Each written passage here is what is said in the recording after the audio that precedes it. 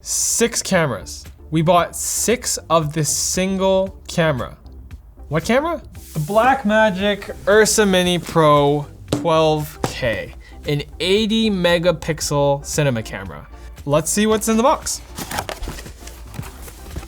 You have the DaVinci Resolve Studio SD card that gives you a full copy of Resolve, a Blackmagic sticker, a little welcome quick start guide. This foam is really solid. That's good. Ah, there she is. Beautiful. So it comes with a power supply, though in this box, I believe, doesn't feel like, you have some cables for a DIY V-mount plate, and then this power brick. However, the power brick doesn't come with a power cable. So hopefully you have a spare at home because Blackmagic doesn't include it. And here is the main event.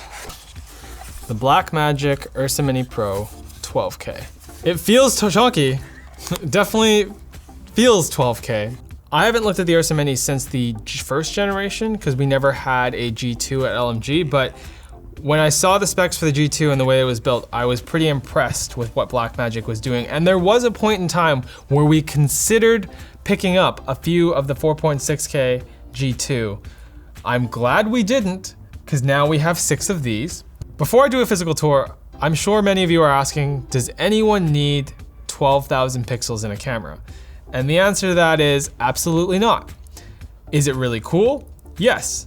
Is resolution everything? No. We've been using RED cameras here at LMG for about 3 years, and those are already 8K, which is in itself already almost too much resolution. And here we are, Blackmagic has made a 12K camera, I think because they really wanted a marketing spec to push. And beyond the resolution, this thing has a lot going for it.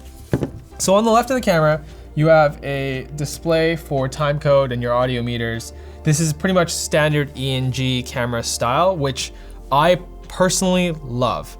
Blackmagic has done a really good job of taking everything good about news gathering cameras or documentary cameras and just laid it out exactly how you would if you were building a camera like that. You have your ISO dials, shutter, all the buttons that you would need, audio adjustments right here without even opening the display. It also has built-in ND filters. Why don't we actually have a look at those while looking at the 12K sensor. There it is, 80 megapixels. 12,288 pixels by 6,840. I have never seen a higher resolution sensor. It also comes standard with a PL mount, which is a standard Cinema Professional mount. So the Ursa has 2, 4, and 6 stops of ND. Not the highest ND I've ever seen, but the fact that it has it in such a affordable camera is pretty awesome. On the inside, we have 2 CFast card slots, more menu buttons, record buttons, more audio stuff. Top of the camera has the standard Ursa 4 quarter 20 ports, along with 2 XLR ports, which we will test in a second.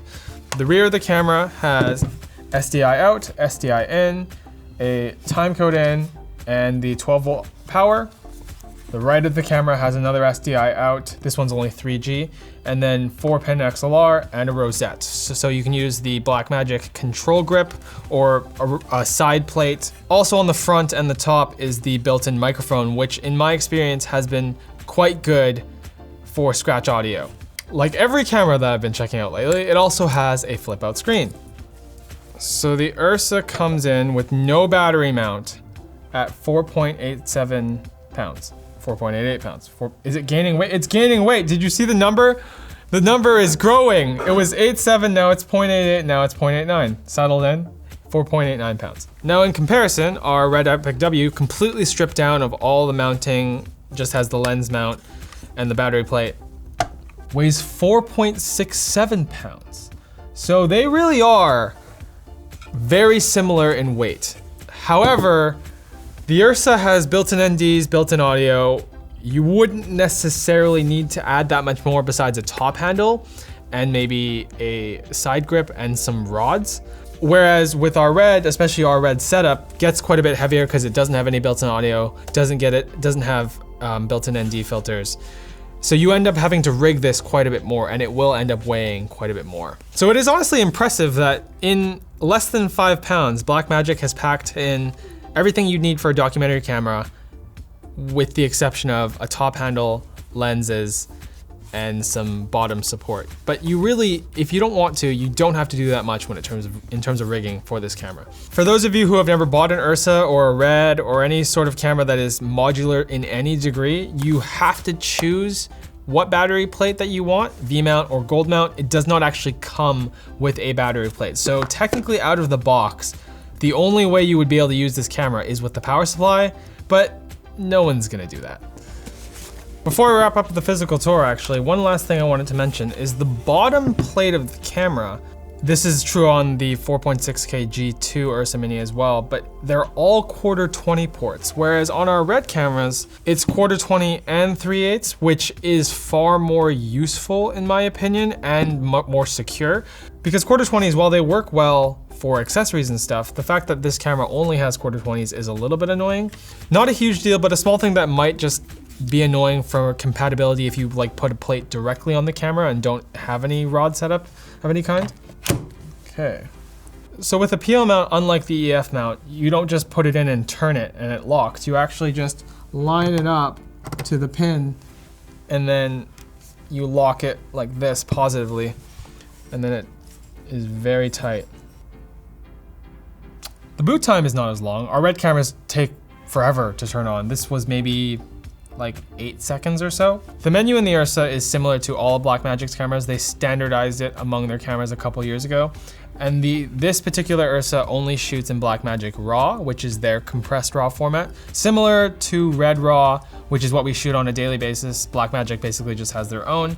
You can shoot 5:1, 8:1, 12:1, or 18:1 compression ratio, which is great because the 18:1 is pretty similar to the 20:1 that we use on our Reds.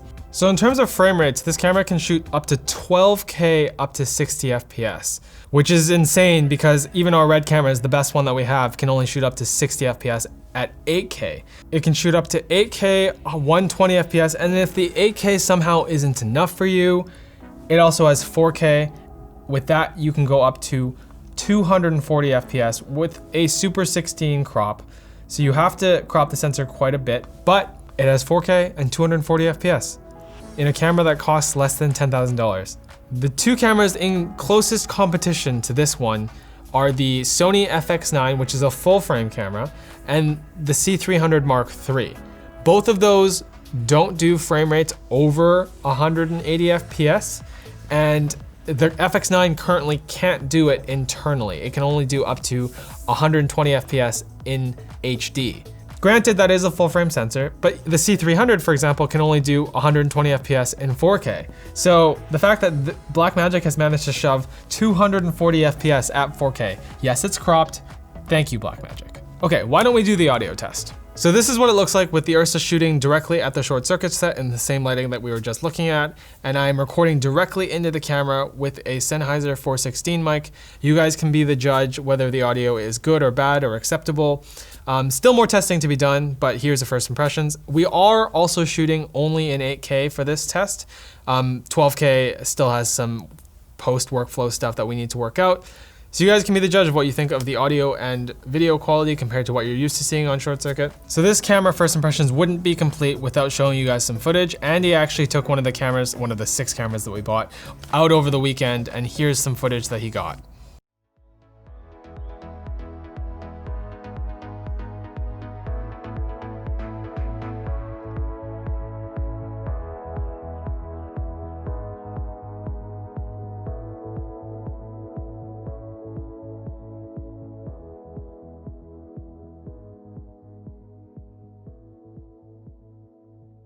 So you might be asking why we bought 6 of these cameras. Now, the hope is that they can replace most of the cameras we have in the studio so that we have a unified system where every camera is the same and all the parts and media, everything is the same.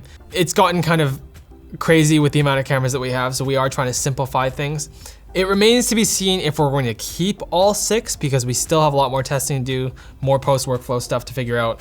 But on paper and in first impression, this does seem like a great camera, and we'll see if we end up keeping all 6. Watch out for the full review on Linus Tech Tips. If you guys have any specific questions, please leave them in the comments down below, and thank you for watching. Subscribe to Short Circuit.